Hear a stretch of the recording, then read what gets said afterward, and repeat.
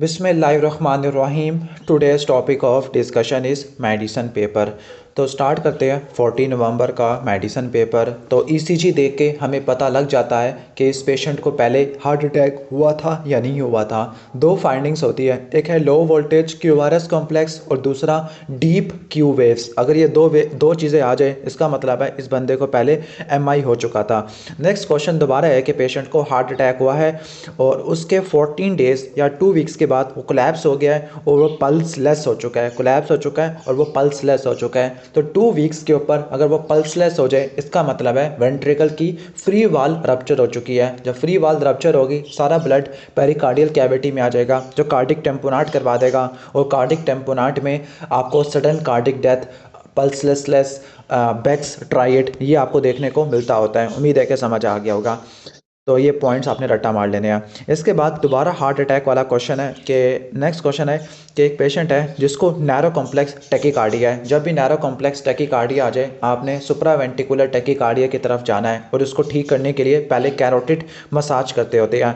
अब ये इसको बोलते हैं एवी नोडल री एंट्रेंट टैकीकार्डिया। तो ये री एंट्री पाथवे की वजह से होता है जो कि एवी नोड में क्रिएट हो जाता है। अगर ये एसेसरी पाथवे होता तो ये बंडल ऑफ कैंट होता और ये वुल पार्किंसन डिजीज करवा देता। एट्रियल फिब्रिलेशन के अंदर irregular R waves, R complex होते हैं और दूसरी तरफ कॉम्प्लेक्स नहीं कहते, इंटरवल कहते हैं और कोई पी वेव देखने को नहीं मिलती होती। क्लियर? उम्मीद है कि समझ आ गया होगा। और अगर सार टूथ पी वेव मिले तो आपने एट्रियल फ्लटर की तरफ जाना है। अब जो न्यूरल क्रस्ट सेल्स हैं वो एंडोकार्डियल कुशन बनाते हैं और एंडोकार्डियल कुशन से एट्रियोवेंट्रिकुलर सेप्टम बनता होता है और ये डाउन सिंड्रोम में ख़राब हो जाता है। 3 ईयर ओल्ड चाइल्ड है और उसको साइनोसिस है। एक बात याद रख लेना, अगर cyanosis at the time of birth है तो आपने जाना है ट्रांसपोजिशन ऑफ ग्रेट आर्टरीज में। लेकिन अगर साइनोसिस चाइल्डहुड में है और पैन सिस्टोलिक मरमर है और बूट शेप हार्ट है तो आपने टेट्रालॉजी ऑफ वॉलेट में जाना है जिसमें साइनोसिस स्क्वाटिंग करने से बढ़ जाता है। और टेट्रालॉजी ऑफ वॉलेट में 4 चीज़ें होती है, pulmonary stenosis, right ventricle hypertrophy, overriding aorta and last but not least VST. अब जो डक्टस आर्टरियोसिस है ये लेफ्ट 6th आर्च से निकलेगा। ये सारे डेरिवेटिव्स रट्टा मारने हैं। जो फर्स्ट आर्च है उसकी आर्टरी मैक्सिलरी आर्टरी होती है, इसकी nerve mandibular branch of trigeminal nerve होती है। जो सेकंड है उसकी स्टेपीडियल आर्टरी है और सेकंड वाली मसल ऑफ फेशियल एक्सप्रेशन को सप्लाई करती है, फेशियल नर्व है। थर्ड वाली तीसरे नंबर पे सी आता है तो ये कॉमन कैरोटिड है और first part of internal carotid artery.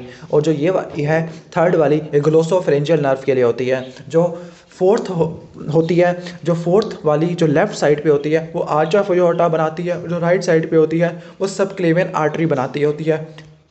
जो 6th वाली है वो पल्मोनरी ट्रंक बनाती है और इसका लेफ्ट वाला डक्टस आर्टरियोसिस भी नहीं होता है। नेक्स्ट इज फीमेल चाइल्ड है जिसकी विरिलाइजेशन हो गई है तो आपने कहाँ जाना है, कॉन्जेनाइटल एड्रीनल हाइपरप्लेजिया के अंदर। लेकिन इसका मोस्ट कॉमन एंजाइम होता है 21 बीटा हाइड्रोक्सिलेज डेफिशिएंसी। लेकिन जब 21 बीटा हाइड्रोक्सिलेज एंजाइम डेफिशिएंट होता है तब तो पेशेंट में हाइपरटेंशन नहीं होती, हाइपोटेंशन होती है। इसका मतलब है कोई और एंजाइम डेफिशिएंट है। डायग्नोज तो कॉन्जेनाइटल एड्रीनल हाइपरप्लेजिया ही है लेकिन यहाँ पर 11 एंजाइम डेफिशिएंट है, 11 बीटा हाइड्रोक्सिलेज, क्योंकि पेशेंट में हाइपर टेंशन देखने को मिल रही है। अब हमारे जो वायरस इन्फेक्टेड सेल या ट्यूमर वाले सेल होते हैं उनको किल करने वाले सेल्स कौन से होते हैं, नेचुरल किलर सेल और साइटोटॉक्सिक टी सेल और CD8 भी इनको बोलते हैं और ये MHC1 से एसोसिएटेड होते हैं। अगला क्वेश्चन हाइपोथायरॉयडिज्म का है कि वेट फटीग है, वेट गेन है, कोल्ड इंटॉलरेंस है और positive anti TPO antibody, anti thyroperoxidase, anti thyroglobulin, anti microsomal, ये सारी हाशिमोटो थायराइडाइटिस में देखने को मिलती होती है। नेक्स्ट इज हाइपोथायरॉयडिज्म की वजह से आपकी जो एनर्जी है और बेजल मेटाबॉलिक रेट है दोनों कम हो जाएगा, ब्रेडिकार्डिया हो जाएगा। अब जो डाइटरी फाइबर्स होते हैं वो क्या करते हैं, वो स्टूल के बल को बढ़ा देते हैं और पेरिस्टालसिस को बढ़ा देते हैं जिसकी वजह से कॉन्स्टिपेशन रिलीव हो जाती है और एक कोलेस्ट्रॉल के लेवल को भी कम कर देते हैं। एक पेशेंट है जिसको स्पाइनल कॉर्ड इंजरी हुई है और इसको हाइपोटेंशन ब्रेडिकार्डिया है। This is the neurogenic shock जिसके अंदर TPR कम हो जाएगी ड्यू टू वेजोडाइलेशन। तो हाइपोवोलेमिक शॉक में प्री लोड या प्लाज्मा वॉल्यूम कम हो जाएगा ड्यू टू हैमरेज, डिहाइड्रेशन और बर्न्स। क्योंकि इसमें प्री लोड कम है तो इसकी वजह से CVP सेंट्रल वीनस प्रेशर भी कम होगा जिससे कार्डिक आउटपुट कम होगी, ब्लड प्रेशर कम होगा, जिसके नतीजे में बारो रिसेप्टर एक्टिवेट होंगे, वो टीपीआर को बढ़ा देंगे। कार्डियोजेनिक शॉक में पंप का फेलियर होता है, like heart attack, heart failure. तो इसके अंदर कॉन्ट्रैक्टिलिटी कम है, स्ट्रोक वॉल्यूम कम है, कार्डिक आउटपुट कम है, जिसकी वजह से ब्लड प्रेशर कम होगा, जिसकी वजह से सिंपैथेटिक स्टिमुलेशन चलेगी, जिसकी वजह से टीपीआर बढ़ जाएगा। डिस्ट्रीब्यूटिव शॉक के अंदर तीन चीज़ें आती हैं, सेप्टिक आता है, न्यूरोजेनिक आता है, और तीसरा आता है एनाफिलैक्टिक। इन तीनों के अंदर वेजोडाइलेशन होती है, जिसकी वजह से टीपीआर कम हो जाती है, जिसकी वजह से बीपी कम होता है, जिसकी वजह से सिंपैथेटिक स्टिमुलेशन चलती है, वो हार्ट रेट को और कार्डिक आउटपुट को बढ़ा देती है। बस तीनों के रीज़न डिफरेंट है। 3D dermatitis, diarrhoea, dermatitis, dementia, तो ये पेलेग्रा में होता है, विटामिन B3 की डेफिशिएंसी की वजह से होता है। Right iliac fossa pain, right iliac fossa में टेंडरनेस, नोजिया, वॉमिटिंग, ल्यूकोसाइटोसिस, तो ये अपेंडिसाइटिस होता है। मेंट्रल्स आपने ज़रूर पूरे करने हैं इसके अंदर, ठीक हो गया, तो ये इंपॉर्टेंट है। नेक्स्ट इज सप्लीनेक्टेमी हो गई है, तो उसके बाद ओप्सी होगा, अपॉर्चुनिस्टिक पोस्ट सप्लीनेक्टेमी इन्फेक्शन, जिसमें इनकैप्सुलेटेड ऑर्गेनिज्म का इन्फेक्शन होगा। अब उसमें 3 ऑर्गेनिज्म कभी नहीं भूलना, स्ट्रेप्टोकोकस निमोनियाई, एच इन्फ्लुएंजा और नाइजीरिया मेनिंजाइटिस है।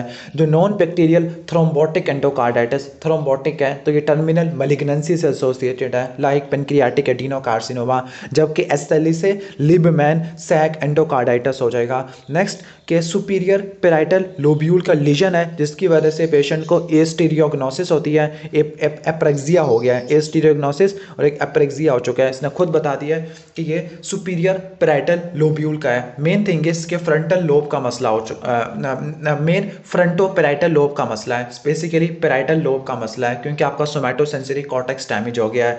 अब ये हर इसके डिफरेंट लोब्स की अपनी बताई हुई है, लाइक अगर फ्रंटल लोब डैमेज होगा तो 3B रट्टा मारने हैं। बी से ब्रोकाज एफेजिया, जिसको एक्सप्रेसिव एफेजिया कहते हैं। दूसरा बी होगा कि बंदा बोर हो जाएगा, यानी वो डिप्रेसिव होगा, बात करने का दिल नहीं करेगा। और तीसरा बी से ब्लॉक नोस ब्लॉक हो जाएगी, यानी एनोस्मिया हो जाएगा। जो टेम्पोरल लोब की लीजन्स है उसके 4 टी रट्टा मारने हैं। टी से टाक बोलेगा लेकिन नॉनसेंस बोलेगा, वर्निकेज एफेजिया। टी से थिंकिंग ऑफ फेस, उसको फेस याद नहीं रहेगा, दिस इज कॉल्ड पोर्सोपैग्नोशिया। टी से टाइम, यानी उसको पुराने ज़माने की जो मेमोरीज है वो याद नहीं रहेगी, मेमोरी प्रॉब्लम आएगी। और टी से टोन, जो हियरिंग फ्रीक्वेंसी होती है वो उसको इंटरप्रेट नहीं कर पाएगा। पेराइटल लोब की लीजन्स है तो फिंगर्स रिलेटेड है, फॉर एग्जांपल एस्टीरियोग्नोसिस हो जाएगा कि आंखें बंद करके उसके हाथ में कुछ भी पकड़ाया जाए तो वो उसको रिकॉग्नाइज नहीं कर सकेगा। दूसरा ए ग्राफिया, ए कैलकुलिया, ये सब चीज़ें देखने को मिलेगी। ऑक्सीपिटल लोब से ओ से ऑक्सीपिटल, ओ से ओकुलर, तो ये विजन से रिलेटेड है, इसमें होमोनिमस हेमिनोपिया विद मैकुलर स्पेयरिंग, ये सब चीज़ें देखने को मिलेगी। जो प्राइमरी ऑडिटरी कॉर्टेक्स है इसका ब्रॉडबैंड एरिया 17 होता है, ये हैसल गायरस में होता है, टेम्पोरल लोब में होता है, ट्रांसवर्स टेम्पोरल गायरस में होता है। सही हो गया, तो ये आपने रट्टा मार लेना है। इसके बाद है कि जो मोटर एक्टिविटी है वो मोटर कॉर्टेक्स कंट्रोल करता है। Motor cortex pre central gyrus में होता है, तो रट्टा मारना, एक सेंट्रल गायरस होता है, इससे आगे प्री सेंट्रल गायरस, इससे पीछे पोस्ट सेंट्रल गायरस, मतलब एक सेंट्रल सल्कस होता है, सॉरी, उससे आगे प्री सेंट्रल गायरस, इससे पीछे post central gyrus. Pre central gyrus motor होता है, post central gyrus sensory cortex होता है, तो ये रट्टा मार लेना। अब ये सारे एरियाज को डिस्क्राइब कर रहे हैं। तो जो प्री मोटर एरिया है, प्री मोटर, आपने मोटर एक्टिविटी परफॉर्म नहीं की, उससे पहले प्लानिंग करना, इनिशिएशन करना, वो प्री मोटर एरिया करता है। इसका ब्रॉडबैंड एरिया 6 बनता है। कौन सा एरिया बनता है? 6 बनता है। बाकी 8, 44, 45 भी होता है, और ये प्री सेंट्रल गायरस में पड़ा होता है, और बाकी फ्रंटल गायरस के पोस्टीरियर पार्ट में होता है। इसका मेन फंक्शन ये है कि कोई भी आपने मोटर एक्टिविटी करनी है उसकी पहले प्रोग्रामिंग ही करता होता है। अगर ये एरिया डैमेज हो गया तो आप स्किलफुल मोटर एक्टिविटी नहीं कर पाओगे। आपके पास मोटर स्ट्रेंथ तो होगी लेकिन आप स्किलफुल एक्टिविटी परफॉर्म नहीं कर पाओगे। इसके बाद है प्राइमरी मोटर कॉर्टेक्स, एरिया 4 होता है, प्री सेंट्रल गायरस में होता है, हमारी सारी वॉलंटरी एक्टिविटीज़ को कंट्रोल करता होता है। अगर ये डैमेज हो जाएगा तो आपकी कॉर्टिको स्पाइनल ट्रैक डैमेज हो जाएगा, स्पास्टिक पैरालिसिस होती है, upper motor neuron type of legion है। एक होता है सप्लीमेंट्री कॉर्टेक्स होता है, ठीक हो गया। सप्लीमेंट्री कॉर्टेक्स मीडियल सरफेस पे पड़ा होता है, ये भी मूवमेंट को असिस्ट करता होता है। फिर है फ्रंटल आई फील्ड। फ्रंटल आई फील्ड का ब्रॉडबैंड एरिया 8 से लेकर 9 होता है, ये मिडल फ्रंटल गायरस में होता है। इसका मेन फंक्शन है कि इसने कॉन्जुगेट मूवमेंट ऑफ आइज को कंट्रोल करना है। अगर ये डैमेज हो गया तो जो आइज है वो ऑपोजिट साइड पे डेविएट कर जाएगी, ठीक हो गया। क्लियर। नेक्स्ट है ब्रोकास वाला। ब्रोकास एरिया 44-45 होता है, ये इंपॉर्टेंट है। इंफीरियर फ्रंटल गायरस में होता है। मोटर एरिया है स्पीच के लिए, मोटर एफेजिया हो जाएगा। जो प्री फ्रंटल कॉर्टेक्स है, ये वो कॉर्टेक्स है जिसकी वजह से इंसानों को अशरफुल मखलूकात कहा जाता है, क्योंकि ये हायर ब्रेन फंक्शन को कंट्रोल करता है। इसमें 9, 10, 11, 12, ये तो बहुत आसान है सबसे ज़्यादा। क्लियर। ये भी कहाँ होता है, ये मिडल, मतलब ये भी middle superior inferior frontal gyrus को ऑक्यूपाई करता है। मेन थिंग इज कि ये हमारी पर्सनैलिटी को कंट्रोल करता है, हमारी फीलिंग को, जजमेंट को कंट्रोल करता होता है, हमारी पर्सनैलिटी वगैरह को कंट्रोल करता होता है। अब आ जाते हैं पेराइटल लोब के अंदर। अल्लाह के बंदे कितने हैं ये। पेराइटल लोब में जो आपका प्राइमरी सोमैटोसेंसरी कॉर्टेक्स है वो एरिया 312 होता है, पोस्ट सेंट्रल गायरस में होता है, जिसका मेन फंक्शन है सारी सेंसेशंस को कैरी करना।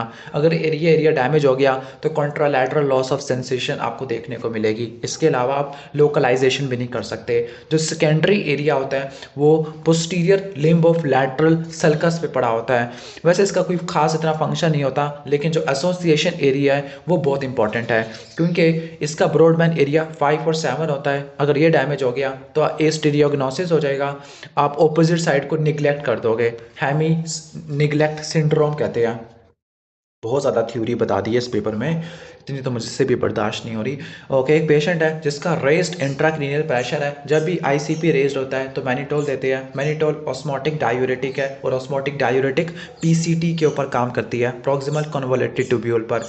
नेक्स्ट इज के जो ईसीएफ वॉल्यूम को, सॉरी ईसीएफ की ऑस्मोलैलिटी को रेगुलेट करने वाला हार्मोन कौन सा है, वो वेजोप्रेसिन होता है। लेकिन जो ऑस्मोलैलिटी है उसको रेगुलेट करने वाला हार्मोन कौन सा होता है, एडीएच होता है। तो ईसीएफ वॉल्यूम को मैं क्या बोल रहा हूँ, दोबारा सुन लो। ईसीएफ का जो वॉल्यूम है उसके लिए एल्डोस्टेरोन है, और जो ईसीएफ की ऑस्मोलैलिटी है वो एडीएच या वेजोप्रेसिन कंट्रोल करता है। हाइपोथैलेमस डोपामिन प्रोड्यूस करता है जो प्रोलैक्टिन को इनहिबिट करता है। अगर डोपामिन प्रोड्यूस नहीं होगा तो प्रोलैक्टिन ज़्यादा होगा, प्रोलैक्टिन हाइपर प्रोलैक्टिनीमिया देखने को मिलेगा। एक्यूट ब्लड लॉस है, जब ब्लड लॉस होगा तो प्लाज्मा वॉल्यूम कम हो जाएगा। ठीक हो गया, क्लियर। जब प्लाज्मा वॉल्यूम कम हो जाता है तो फिर जीएफआर कम हो जाती है। जब जीएफआर कम हो जाती है तो कम फिल्टर होगा, लेकिन जितना फिल्टर होगा वो सारा का सारा रीअब्जॉर्ब हो जाएगा। क्लियर। तो जो प्रोक्सिमल ट्यूब्यूल है वो सारा रीअब्जॉर्ब कर लेती है।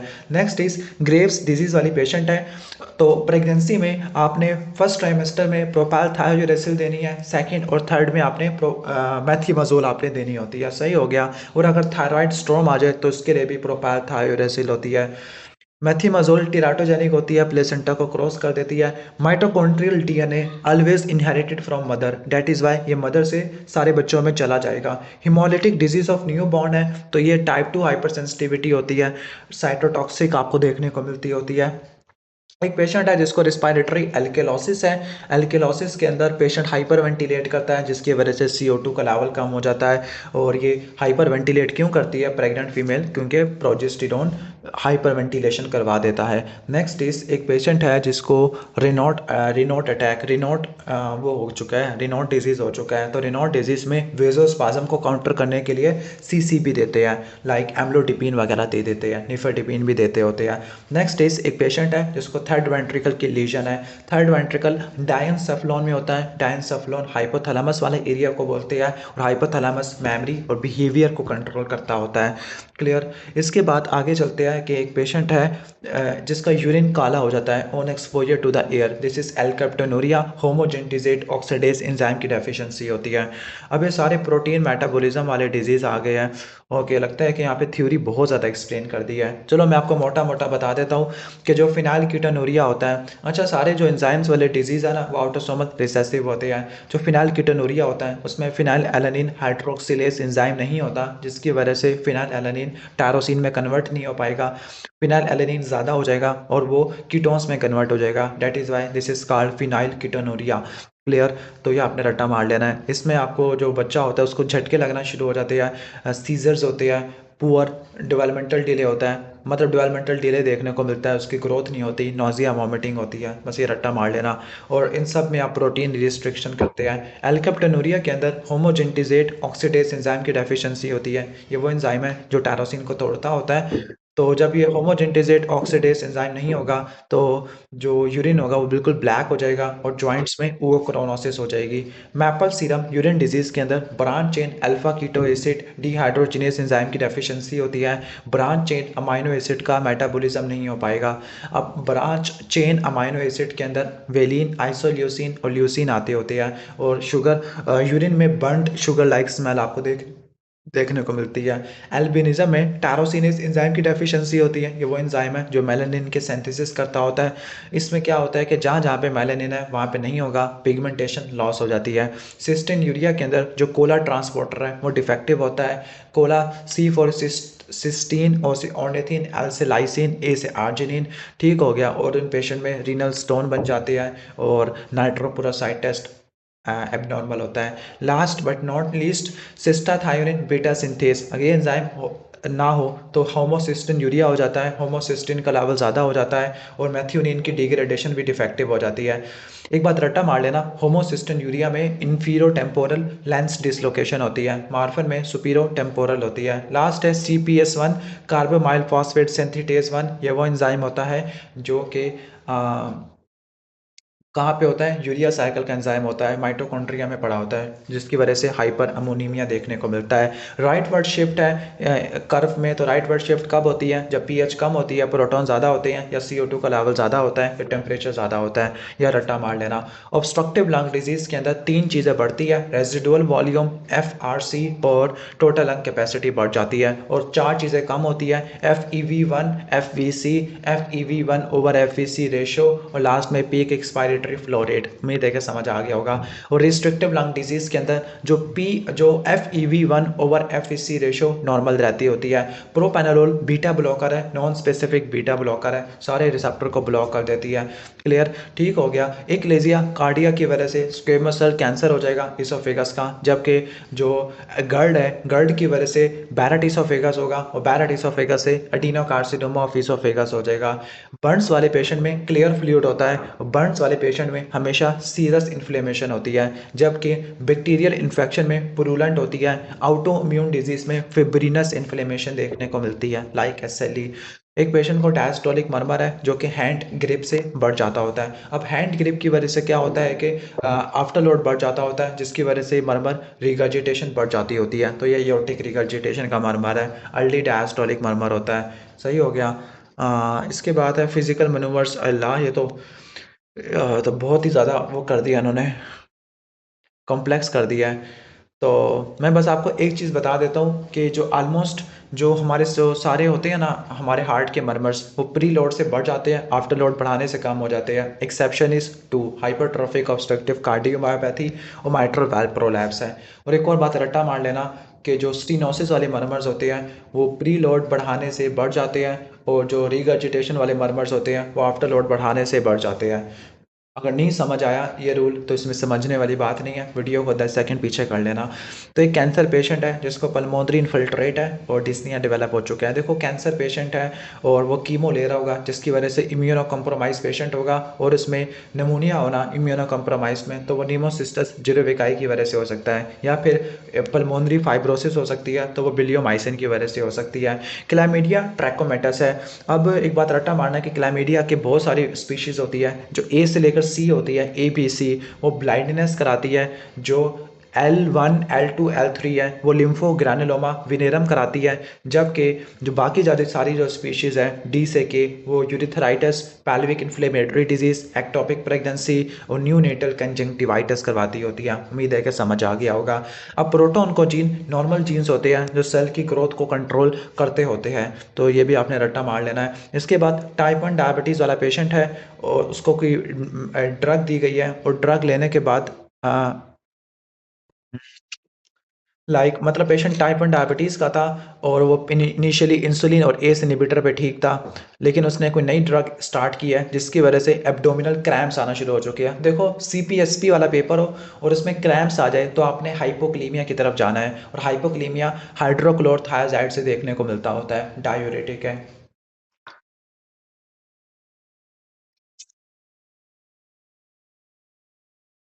Sorry for interruption.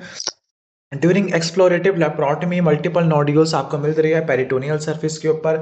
तो अगर इसको बोलते हैं सूडोमिक्सोमा पेरिटोनाई, सूडोमिक्सोमा पेरिटोनाई, यानी जो कोई कैंसर था जिसने पेरिटोनियम को इन्वेड कर लिया है, और दो ही कैंसर पेरिटोनियम को इन्वेड करते हैं, एक है ओवेरियन कैंसर, दूसरा अपेंडिक्स का कैंसर, और ये डायरेक्टली स्प्रेड हो जाते हैं।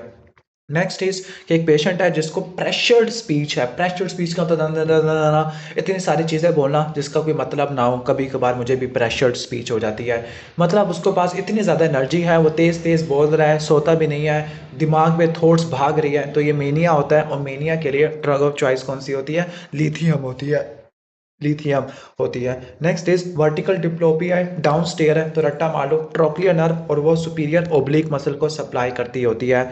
नेक्स्ट है कि जो जीबीएम वाला जो डिजीज़ है, anti GBM antibody Goodpasture syndrome में देखने को मिलती है। टाइप 2 हाइपर सेंसिटिविटी है। अब ये बहुत इंपॉर्टेंट फाइंडिंग्स है। सब एपिथेलियल डेपोजिट्स दो डिजीज़ में देखने को मिलते होते हैं, एक है पोस्ट स्ट्रेप्टोकोकल ग्लोमेरुलर नेफ्राइटिस, और दूसरा मेम्ब्रेनो प्रोलिफरेटिव। हालांकि मेम्ब्रेनो प्रोलिफरेटिव में ट्रैम ट्रैक अपीयरेंस देखने को मिलती है। Subendothelial deposit, best answer is membranoproliferative. Linear subendothelial, तो आपने जाना है गुड पास्चर में dome and spike and dome appearance membranous में आती है। डायबिटीज में किमल स्टील विल्सन नोड्यूल्स आते हैं। मेसेंजियल डेपोजिशन आईजी के नेफ्रोपैथी में आती है। Clear? Dense deposit disease type 2 आपको देखने को मिलता होता है। नेक्स्ट इज के फोरामिन ओवेल है। फोरामिन ओवेल से mandibular nerve, accessory meningeal artery, lesser petrosal nerve, emissary vein pass करती होती है, तो ये आपने रट्टा मार लेना है।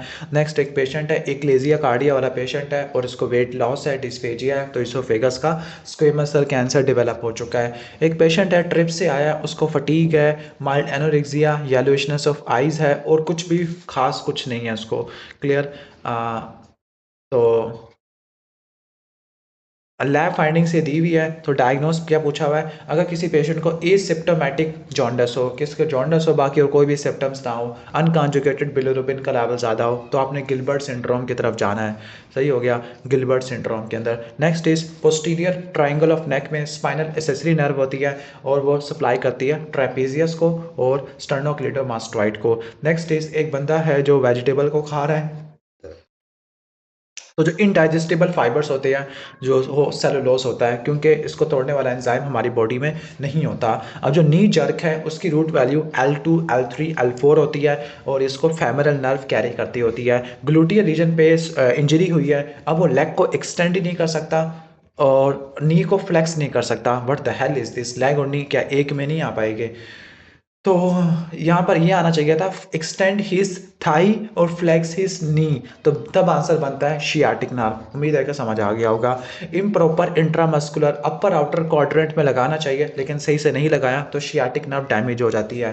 ग्रेटर शियाटिक फोरामिना से पेरिफॉर्मिस गुजरता है, वो उसको दो हिस्सों में डिवाइड करता है। अबव पेरिफॉर्मिस सुपीरियर ग्लूटियल वैसल्स गुजरती है, बिलो पेरिफॉर्मिस इंफीरियर ग्लूटियल वैसल्स गुजरती है। लेसर शियाटिक नॉट से पुडेंटल नर्व इंटरनल पुडेंटल वैसल्स जाती होती है।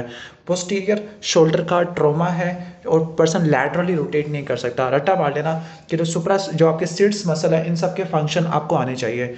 सिट्स मसल में जो सुप्रास्पाइनेटस है वो 0 से लेकर 15 डिग्री की का एबडक्शन करता होता है। इन्फ्रास्पाइनेटस और टेरिस माइनर लैटरल रोटेशन करते हैं, सब स्कैपुलारिस मीडियल रोटेशन करता है। क्लियर? तो शोल्डर की मीडियल रोटेशन कौन करतेगा, लैटरल रोटेशन कौन सा करेगा? एक बात रट्टा मार लेना, सारे हमारे जो सिट्स मसल होते हैं, रोटेटर कफ होते हैं, वो लैटरल रोटेशन करते हैं, लेकिन जो आपका सब स्कैपुलरीज होता है वो मीडियल रोटेशन करता है। इसके अलावा आपके जो मेजर मसल है, लाइक टेरिस मेजर है, लैटिसिमस डोर्साई है, ये भी सारे क्या करते हैं? मीडियल रोटेशन करते होते हैं। Weight gain, purple striae, hypertension है, तो ये कुशिंग सिंड्रोम में देखने को मिलती होती है। स्लो वेव स्लीप, एस से स्लो, एस से सेरोटोनिन, ठीक हो गया। और ये न्यूक्लियस रैफी मैग्नस से प्रोड्यूस होता है। हिस्टामिन हिस्टाडीन से प्रोड्यूस होता है वाया डीकार्बोक्सिलेशन।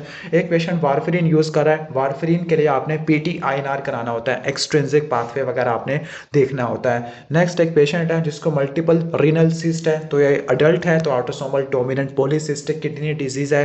जीएफआर को बढ़ाना है तो आफ्रेंट को डायलेट कर दो और ईफ्रेंट को कॉन्स्ट्रिक्शन कर दो या एल्ब्यूमिन का लेवल कम कर दो। पैलर है, फ्रंटल बॉसिंग है, पैलर है और फ्रंटल बॉसिंग है, साफ पता लग जाता है पेशेंट को थैलेसीमिया और मल्टीपल ट्रांसफ्यूजन ले रहा है और छोटा ही बच्चा है तो ये थैलेसीमिया मेजर है, इतना ज़्यादा सीवियर है। शिप यार्ड वर्कर है, जब भी शिप यार्ड वर्कर आ जाए एस्बेस्टोसिस की तरफ जाना है और इसमें प्लूरल प्लाक्स है तो ये एस्बेस्टोसिस की वजह से देखने को मिलते हैं।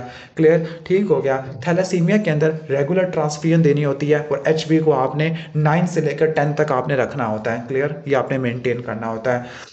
हाइपरटेंसिव पेशेंट है और हाइपोकलीमिया है। अब जो हाइपोकलीमिया होता है ये होता किससे है? लूप डाययूरेटिक से और थायाजाइड से, और इसको रिस्टोर करना है, पोटेशियम को स्पेयर करना है तो एमिलोराइड और स्पाइरिनोलैक्टोन यूज़ करनी होती है। नेक्स्ट इज के फ्लू वाले पेशेंट को देखने के बाद हमें खुद फ्लू हो गया तो इन्फ्लुएंजा वगैरह आ गया, ठीक हो गया कि फ्लू वाले मरीज देख देख के हमें ही फ्लू हो गया। जो डायबिटीज़ वाला पेशेंट है कानाग्लिफ्लोजिन यूज़ कर रहा है SGLT2 इनिबिटर, तो इनका क्या साइड इफेक्ट होता है? ये यूटीआई करवा देते हैं, कैंडिडियासिस करवा देते होते हैं। क्लियर, तो ये रट्टा मार लेना। 17 साल का लड़का है, पार्टिसिपेट कर रहा है, किस में पार्टिसिपेट कर रहा है? एक बड़ी रेस में पार्टिसिपेट कर रहा है और वो एग्जॉस्ट हो गया और वो अनकॉन्शियस हो गया है। अब देखो जब भी एक्सरसाइज करेंगे उसका ग्लूकोज का लेवल कम हो जाएगा जिसकी वजह से ग्लूकागोन बढ़ेगा और इंसुलिन का लेवल कम हो जाएगा, तो ये रट्टा मार लेना है। हाइपोग्लाइसीमिया के अंदर ऐसा होता है। और अगर रोटी खा लोगे तो इंसुलिन ज़्यादा होगी और ग्लूकागोन का लेवल कम हो जाएगा। अल्कोहलिक पेशेंट है जो कि thick currant jelly sputum produce कर रहा है तो आपने कहाँ जाना है? क्लैप्सिला के अंदर जाना है, स्पेसिफिक पॉइंट है। एसिटाइल कोलिन को ब्लॉक करने वाली जो ड्रग होती है वो ड्राई माउथ करवा देती है। बेसिकली ये बोचुलिनम है, जो बोटॉक्स होते हैं वो ड्राई माउथ करवा देते हैं। कौन सी इंसुलिन है जिसकी पीक नहीं आती? तो ये लॉन्ग एक्टिंग इंसुलिन होती है जिनकी पीक नहीं आती होती, जिसमें ग्लार्जिन, डेग्लूडेक, जिटैमर ये आ जाती है। जबकि लिस्परो, अस्पार्ट, ग्लूलिसिन ये तो रैपिड एक्टिंग इंसुलिन होती है, मिनटों में काम कर जाती है। नेक्स्ट इज के हम आगे चलते हैं कि एक पेशेंट है जिसकी एनालिसिस की गई कि पायरुवेट कार्बोक्सिलेज एंजाइम तो ठीक है लेकिन कोई वाइटामिन की डेफिशिएंसी है, तो रट्टा मार लेना कि जो ग्लूकोनियोजेनेसिस के लिए आपको B3, B6 और B7 ये सारे आपको चाहिए होते हैं। RTA above the S2, S3, S4 है। अगर S2, S3, S4 से ऊपर है तो ब्लेडर स्पास्टिक हो जाएगा और S2, S3, S4 के लेवल पे है तो ब्लेडर एटोनिक हो जाएगा। नेक्स्ट है कि एक पेशेंट है जिसको ब्रूजिंग है, मीनोरेजिया है, प्रोलॉन्ग ब्लीडिंग हो रही है, ब्लीडिंग टाइम प्रोलॉन्ग है, ठीक हो गया, और फैमिली हिस्ट्री है पॉजिटिव। तो most common bleeding disorder is not hemophilia, it is von Willebrand disease है। bleeding comes perifollicular hemorrhages, poor wound healing, scurvy में होती है, विटामिन सी की डेफिशिएंसी है। एंजियोटेंसिन 1, 2 में कन्वर्ट होता है लंग्स के एंडोथेलियम के ऊपर, enzyme is ACE inhibitor, ACE enzyme होता है। क्लियर, प्लाज्मा में आईजीजी और सिक्रेशन के अंदर आईजीए होती है। बीसीजी वैक्सीनेशन टाइप 4 और डिलेड सेल मीडिएटेड इम्यूनिटी को एक्टिवेट कर देती होती है। क्लियर, ह्यूमंस किस में इंटरमीडिएट होस्ट का काम करता है? इंटरमीडिएट का या डेड एंड होस्ट होता है हाइड्रेटिस डिजीज में। तो जो इकाइनोकोकस ग्रैनुलोसिस है उसका डेफिनेटिव होस्ट डॉग्स होते हैं और ह्यूमंस और शीप इंटरमीडिएट होते हैं। राइट अपर क्वाड्रेंट पेन है और लिवर में एब्सेस भी है, ठीक हो गया। तो most common abscess right lobe में बनती है, diagnosis amoebic liver abscess. Next है कफ, वीजिंग, डिस्निया, तो ये एस्थमा का टिपिकल सिनेरियो है, सही हो गया, मतलब लोअर रिस्पिरेटरी ट्रैक का स्पैज्म है और बता दिया कि ये ब्रोंकियोलाइटिस है। अब जो ब्रोंकियोलाइटिस होता है ये रिस्पिरेटरी सिंसेशियल वायरस से होता है जबकि क्रूप पैरा इन्फ्लुएंजा वायरस से होता है। ओरोफेरिंक्स का कैंसर है तो वो किससे होता है? ओरोफेरिंक्स का कैंसर ह्यूमन पैपिलोमा वायरस से होता है, जबकि Epstein Barr virus nasopharyngeal cancer करवाता है और लंग्स का कैंसर साइटोमेगालो वायरस से होता है। लेफ्ट साइड पे 9वीं 10वीं 11वीं रिब्स फ्रैक्चर हुई है तो स्प्लीन डैमेज हो जाएगी, राइट साइड पे लंग्स डैमेज हो जाते हैं। अब स्प्लीन की एस्पिरेशन करनी है तो 9वीं 10वीं 11वीं रिब्स रट्टा मार लो। क्लियर, फोर्सफुल एक्सपायरेशन के लिए कौन से मसल चाहिए? एब्डोमिनल मसल, ओब्लिक मसल चाहिए। अगर क्वाइट इंस्पिरेशन हो तो डायफ्राम और एक्सटर्नल इंटरकोस्टल, जबकि फोर्सफुल इंस्पिरेशन में 3S रट्टा मार लो, स्टर्नोक्लेडोमास्टोइड, सेराटस एंटीरियर और स्क्लेनस मसल। क्वाइट एक्सपायरेशन पैसिव होती है लेकिन फोर्सफुल में इंटरनल इंटरकोस्टल और एब्डोमिनल मसल्स आ जाते होते हैं। क्लियर, बाकी सारे बस रट्टा मार लेना, बहुत ही एक्स्ट्रा पॉइंट्स है। देख के मुझे चक्कर आना शुरू हो गया। एक पेशेंट को मेगैलोब्लास्टिक एनीमिया है तो जो प्रोगुआनिल होती है वो मेगैलोब्लास्टिक एनीमिया करवा देती होती है। ये क्या इसके ऑप्शन ही खा गए। बता देता हूँ, जो प्रोग्वानिल होती है वो मेगैलोब्लास्टिक एनीमिया करा देती है। इसके बाद जो मोटिलिन होता है, ये जीआईटी की मोटिलिटी को बढ़ाता है, माइग्रेटरी मोटर कॉम्प्लेक्सेस को एक्टिवेट कर देता है। एमसीक्यू की स्टेटमेंट ही मिसिंग है। इंफीरियर वाल एमआई है, साइनस ब्रेडिकार्डिया है। इंफीरियर वाल एमआई राइट कोरोनरी आर्टरी की वजह से होता है और ये एसए नोड को भी सप्लाई करती है। तो इंफीरियर वाल एमआई के लिए 2-3 एवीएफ है और आर्टरी राइट कोरोनरी आर्टरी है। एंटीरो एपिकल वाल, वैसे जो सेप्टल वाल के लिए कौन सी होती है, V1 V2, और एंटीरियर वाल के लिए V3 V4, और आर्टरी एलईडी आपको देखने को मिलती है। एंटीरो लैटरल वाल के लिए 1 AVL V5 V6 और LCX होती है। और पोस्टीरियर वाल एमआई के लिए जो एंटीरियर लीड्स है उसमें एसटी सेगमेंट डिप्रेशन होती है, आर्टरी पोस्टीरियर डिसेंडिंग आर्टरी होती है। नेक्स्ट इज के मसल्स में लिपिड के वैक्यूल्स है और लॉन्ग चेन फैटी एसिड भी है और टैग्स भी है। तो इसका मतलब है फैटी एसिड टूट नहीं पा रहे, कार्निटीन की डेफिशिएंसी है। पोस्टीरियर 1/3 ऑफ इंटरवेंट्रिकुलर सेप्टम, तो जो एंटीरियर 2/3 और पोस्टीरियर 1/3, जो पोस्टीरियर 1/3 होता है वो राइट कोरोनरी आर्टरी के लिए और anterior 2/3 left anterior descending artery के लिए होता है। क्रीमास्टिक रिफ्लक्स जेनिटोफेमोरल नर्व कैरी करती होती है। Shortest part of male urethra ये मेम्ब्रेनस है, जो सबसे नैरोवेस्ट पार्ट भी होता है। कौन सी कीमो वाली दवाई न्यूरोपैथी करवा देती है, आंसर इज विनक्रेस्टिन। जो सिस्प्लाटिन है वो नेफ्रोटॉक्सिक होती है। मिथोट्रेक्सेट पल्मोनरी फाइब्रोसिस करवा देती है, बोन मैरो को सप्रेस कर देती है। डॉक्सोरोबाइसिन डायलेटेड कार्डियोमायोपैथी करवा देती है। इस कीमोमैन को अच्छे से पढ़ लेना। नेक्स्ट इज फटीग है, इजी ब्रूजिंग है और रिकरेंट इन्फेक्शन है। पहले ये लाइन पढ़ के पता लग गया है कि पैनसाइटोपिनिया है पेशेंट को, क्लियर। और माइलोब्लास्ट है और जिसमें साइटोप्लाज्म बहुत ज़्यादा है और रोड्स भी है, और रोड्स या माइलोपेरोक्सिडेस ग्रैन्यूल्स, तो ये आपको AML में देखने को मिलते हैं, वो भी इसकी टाइप 3 वाली में देखने को मिलते होते हैं। AML 15-17 की ट्रांसलोकेशन होती है। PML रारा होता है ट्रांसलोकेशन, तो ये रट्टा मार लेना। पैलर है और जॉन्डस है, पैलर है और जॉन्डस है, डैट मीन्स हिमोलिटिक एनीमिया है। और सप्लिनोमेगैली है और सफीरोसाइट्स है। तो ये इसका डायग्नोस है हेरिडिटरी सफीरोसाइटोसिस। वंस अगेन लोग लड़ेंगे स्पेक्ट्रिन और एनकाइरिन में, सही हो गया। कुछ लोग कहेंगे एनकाइरिन है, कुछ कहेंगे स्पेक्ट्रिन है। तो एक्सप्लेनेशन वाले बाबू क्या कहते हैं? वैसे जो हैरिसन है वो तो यही कहती है कि एनकाइरिन होती है, लेकिन जो पैथो वाली किताब है वो स्पेक्ट्रिन को फॉलो करती होती है। तो भाई जो आपको अच्छा लगे वो लगा देना। एक न्यू बॉर्न है, घर पे पैदा हुआ है, पुअर फीडिंग है, फीवर है और ब्लीडिंग होना शुरू हो चुकी है। ठीक है, फीवर और पुअर फीडिंग ये न्यू नेटल सेप्सिस को शो करता है, और ब्लीडिंग हो रही है तो सेप्सिस लीडिंग टू DIC है।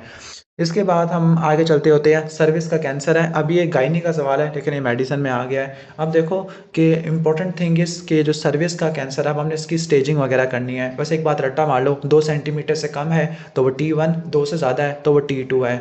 अगर इप्सिलैटरल लिम्फ नोड इन्वॉल्व है तो एक ही साइड पर तो वो N1 है, दूसरी साइड पे भी इन्वॉल्व है, बायलैटरल है तो N2 है, और अगर मेटास्टेसिस भी है तो M1 है। तो इस तरीके से जाना है, T2 N1 M1।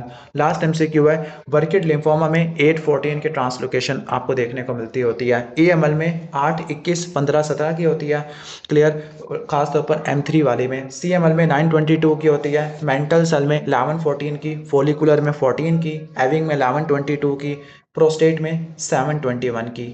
चलो अजानें हो रही है, हम ब्रेक लेते हैं।